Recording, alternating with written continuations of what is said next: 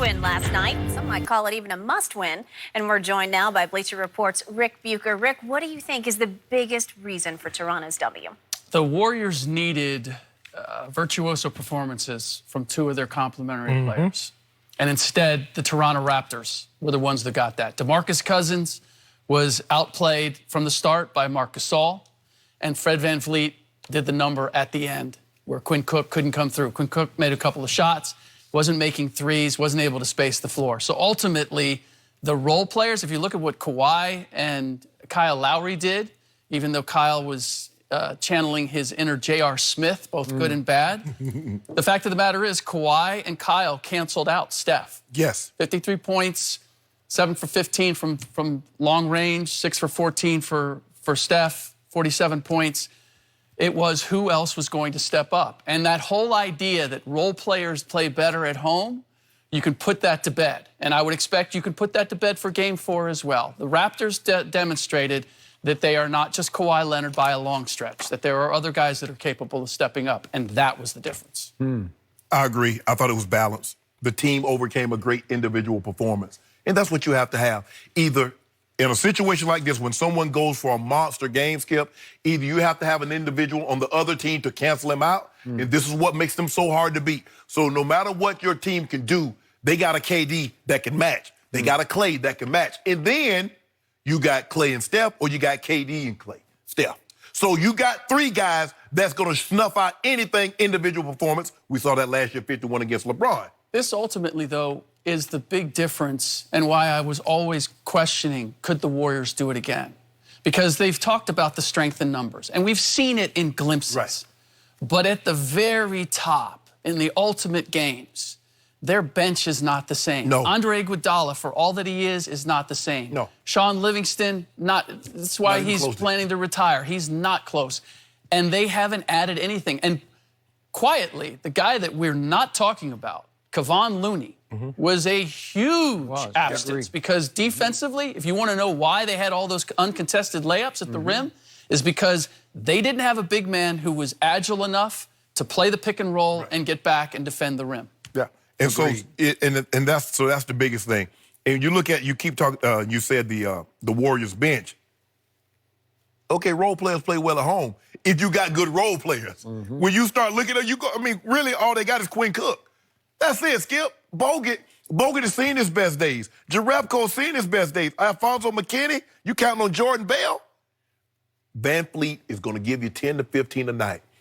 Anything that you get out of Serge was huge. Now, I believe Defensively, I believe 3 of those were goaltending, Skip, but that's not, they missed enough calls. 2 of them.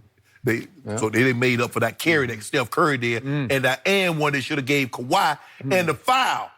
Because Serge blocked McKinney's dunk, too. That was a clean block. But anyway, it was the balance. And if they can keep getting balanced performances like this, 5 guys score 17 or more, they can offset anything that Steph throws at them unless someone else comes along for the ride.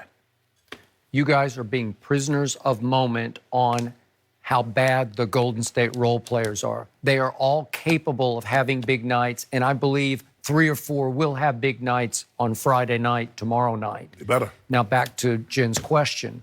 To me, the final score of this game and the biggest reason that the visiting team won was 17-12. Because in the end, you can wipe everything away. Golden State still lives and dies, especially at home, by the 3-point shot. Toronto goes into their house and makes 17 threes to 12 for Steph's team. That is extraordinary, and it tilted the playing field in Toronto's favor because they made 45% of the threes that they took. That's Steph-esque. That's his realm, up in the 45% range. Golden State made 33% of its 3-point shots. When that happens, the visiting team has a real good chance of winning that game, and it won it handily because there were also timely threes because they kept canceling any run that Golden State even thought about making. And again, the biggest run they had the whole game was 7-0. And then number 2 hit his biggest shot of the night. He hit a 3 that pushed it back to 10. Right. And then all of a sudden, VanVleet is making a 3. And then Danny Green has a salvo of 3s at the end of the 3rd quarter where he makes 3 inside of 2 minutes. Well, that's hard to. That's Splash Brothers-esque. But you are asking Danny Green. We've seen play on this platform before. I told him yesterday. I said, you better be careful. I know him. I know him. He was doing what Steph Curry was doing before Steph Curry was doing it in the Spurs against the Miami Heat. He can go crazy. Well, he set the record in 2013, and he did it in 5 games. Right. So the fact is, we shouldn't be surprised that he would step up and do this. All right. He will come and he will go. He will also go cold. Are you expecting Quinn Cook to have a legendary game in the finals? Maybe. Alfonso McKinney. Well, he already had Jonas one. Jerebko. Like Quinn already had that was pretty legendary, wasn't it? Yes. He made 3. But again, it was as a complimentary piece. You want him to take that next step. Is it realistic to think that they are going to nail those threes, particularly when what opens it up for them is when they have the threat of the back cut. And they don't have that with these guys. They weren't worried about them finishing at the rim. Draymond Green was coming down and trying to press the pace. He would get to the paint and see what are all these guys doing in here?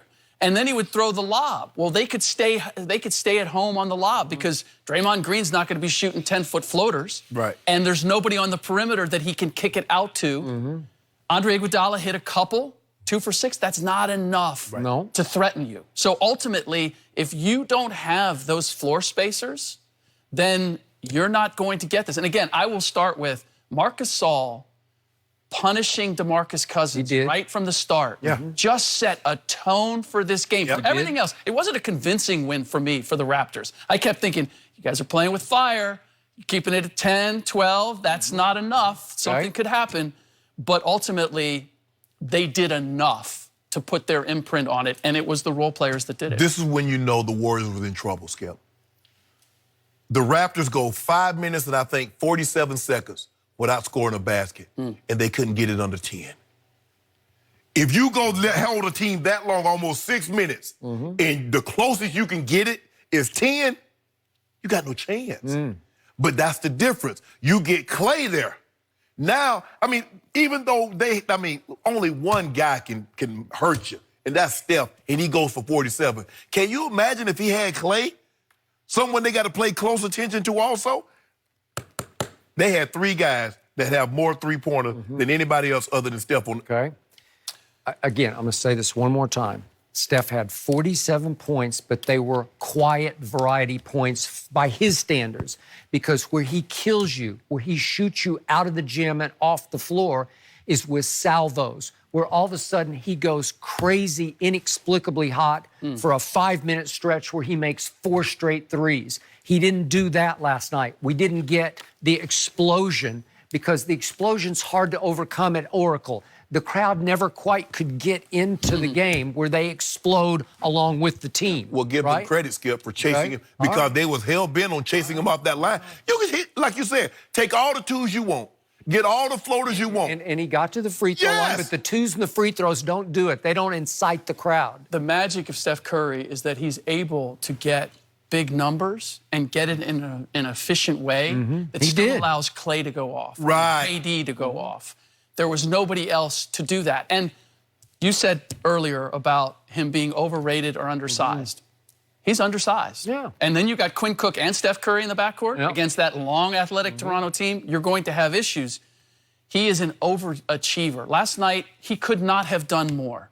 He defended, he rebounded, he scored efficiently. He assisted. He did everything you could ask him to have one of those magical runs. He's get like 23 in the fourth quarter at Houston. So in other words, you want to have 70. You want him to have 70. No, I'm just saying 23 in the fourth quarter. That when I sat back and said, that's top 10 all time. There are few humans who have ever played this game who could do that in that building. But what he knows and what the Warriors know, and this is really their secret sauce.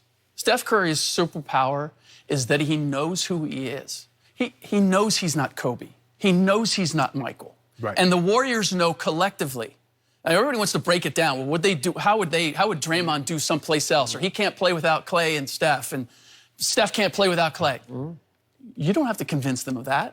They know that, and they're good with it. They're like, hey, you know what? You guys can break us apart and say what we are and aren't individually. All we know is when we play together, we win championships. Yeah, that's what they try to do, Skip. They try to do that to us. Well, what would Skip do without old Shea? What would Shea do without Skip? I don't know. But together we well. That's a good Hard question. to imagine. Hard to imagine. All right, we got to talk about KD and Clay and